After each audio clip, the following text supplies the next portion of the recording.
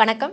வாசகசாலையின் நூல் அறிமுகம் பகுதியில் இன்றைக்கு நாம் பார்க்கக்கூடிய புத்தகம் நீள நாக்கு, சிறார் இலக்கியம் வகையை சார்ந்தது. எஸ் ராமகிருஷ்ணன் அவர்கள் எழுதியிருக்கக்கூடிய இந்த சிறார்களுக்கான புத்தகத்தை தான் இன்றைக்கு நான் உங்களுக்கு அறிமுகப்படுத்துகிறேன். இது எண்ணம் ஆகாஷ், அதாவது அவருடைய மகனோட சேர்ந்து அவருடைய எண்ணத்தில், மகனுடைய எண்ணத்தில் வார்த்தைகள் இவருடையதாக கொண்டு தொகுப்பு. இந்த தொகுப்பு இதில் 3 கதைகள் இடம்பெற்றிருக்கு.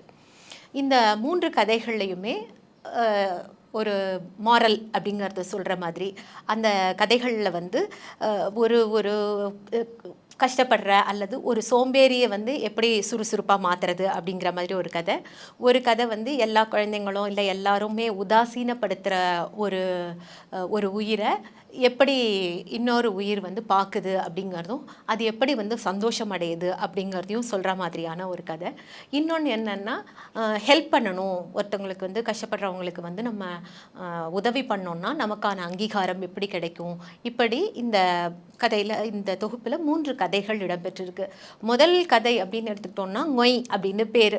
அப்போது பிள்ளைங்களுக்கு அந்த மாதிரி வித்தியாசமாக ஒரு பேர் சொல்லி அந்த சத்தத்தை சொன்ன உடனே குழந்தைங்க சிரிப்பாங்க இல்லையா. இந்த புத்தகத்தை நம்ம வாசிச்சுட்டு இதை குழந்தைங்களுக்கு வாசிக்க கொடுத்து, அவங்க வாசிக்க முடிஞ்சால் வாசிக்கலாம், வாசிக்க முடியாத குழந்தைங்களுக்கு நம்ம இதை படித்து காமிச்சோம் அப்படின்னு சொல்லிட்டு சொன்னால் அவங்க ரொம்ப இன்ட்ரெஸ்டாக கேட்க முடியும்.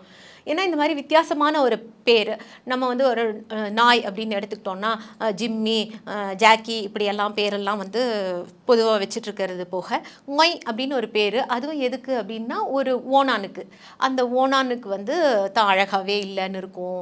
அதுக்கப்புறமா அதை பார்க்குற எல்லா மற்ற உயிர்களுமே அதை உதாசீனப்படுத்தும், ரொம்ப கேலி பண்ணும்.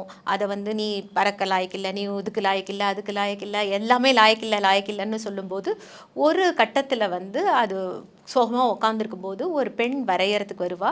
அவள் வரைவா, அவள் பட்டாம்பூச்சி வரைவா, அதுக்கப்புறமா இதையும் வரைவா. வரைஞ்ச உடனே இதுக்கு ரொம்ப ஹாப்பி ஆகிடும், என்ன இவள் வரைஞ்சிருக்கா அப்படின்னு சொல்லிட்டு அந்த பொண்ணு அதுக்கப்புறம் அந்த பூங்காவுக்கு வரமாட்டா, போயிடுவாங்கும்போது அந்த ஓவியத்தை அது வாங்கி வச்சுக்கிட்டு அதுவும் ப்ராக்டிஸ் பண்ணி அது ஒரு ஓவியராக மாறிடும். அதை பார்க்கறதுக்கு நிறையா பேர் வருவாங்க அப்படின்னு சொல்லிட்டு இந்த மாதிரியான கதைகளெல்லாம் கேட்கும்போது நமக்கு கூட அந்த சின்ன குழந்தைங்க பருவத்துக்கு போன மாதிரியோ, இல்லை நம்ம அப்போ கேட்ட கதைகள், பல கதைகள் நினைவுக்கு வர்றதும் ரொம்ப சுலபமாக நடக்குது. ஏன்னா மனசுக்குள்ளே டக்குன்னு அந்த ஒரு பூரிப்பும் அந்த ஒரு கிளர்ச்சியும் அந்த அந்த சிறு பிள்ளையோட அந்த பிராயத்து நினைவுகளும் நம்ம நிறைய அலைமோதர் மாதிரியான ஒரு எண்ணத்தை கொடுக்குது. அந்த வகையில் இந்த முதல் கதை மொய்யை நான் ரொம்ப ரசித்தேன். அதுக்கப்புறமா இருக்கிறது ஒரு விக்கோங்கிற ஒரு நாயை பற்றினது. அந்த நாய் தெரு நாய் எப்படி இருக்குது, அது சோம்பேறியாக இருக்குது, யார் யாருக்கெல்லாம் என்னென்ன தொந்தரவு கொடுக்குது, அது எவ்வளோ சுயநலவாதியாக இருக்குது அப்படின்னு சொல்லிட்டு அந்த டிஸ்கிரிப்டிவாக அந்த கதையை சொல்லிகிட்டே வரும்போது குழந்தைங்க கண்டிப்பாக என்ஜாய் பண்ணுவாங்க. இன்றைக்கு விடுமுறை அப்படிங்கும்போது பொழுதன்னைக்கும் டிவியவோ இல்லைன்னா மொபைலையோ கொடுத்து விளையாடுறது இல்லாமல், ஏன்னா பழைய காலங்களில் வெளியில் தான் விளையாடணும், டிவி அப்படிங்கிறது கூட இல்லாத சம்மர் ஹாலிடேஸ் அப்படின்னு வந்தாலே கிரவுண்டுக்கு போய் விளையாடுறது. கிரவுண்டு இல்லை, வெளி வாசல் தான் கிரவுண்டில் விளையாடணும். அப்படி இல்லை அப்படின்னா இது ரேடியோவில் பாட்டு கேட்கலாம். அது தவிர புத்தகங்கள் கிடக்கும், அந்த புத்தகங்கள் எடுத்து படிக்கலாம்.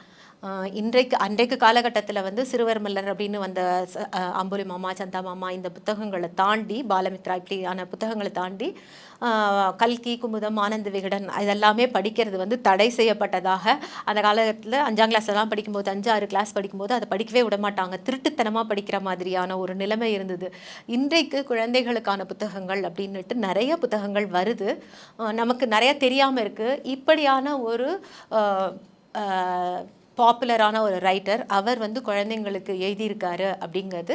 இந்த கதைகளை நம்ம வாசித்து காட்டணும் அப்படின்னு சொன்னால் குழந்தைகள் ரொம்பவே சந்தோஷம் அடைவாங்க. அதே சமயத்தில் அவங்கள நம்ம படிக்க வச்சோன்னா மொழி வளமும் பெருகும் அப்படிங்கிறது நிச்சயம். ஆக இந்த புத்தகத்தை உங்களுக்கு இன்றைக்கு அறிமுகப்படுத்தினதில் மகிழ்ச்சி. தொடர்ந்து வேறொரு புத்தகத்தோடு மீண்டும் சந்திக்கலாம். நன்றி.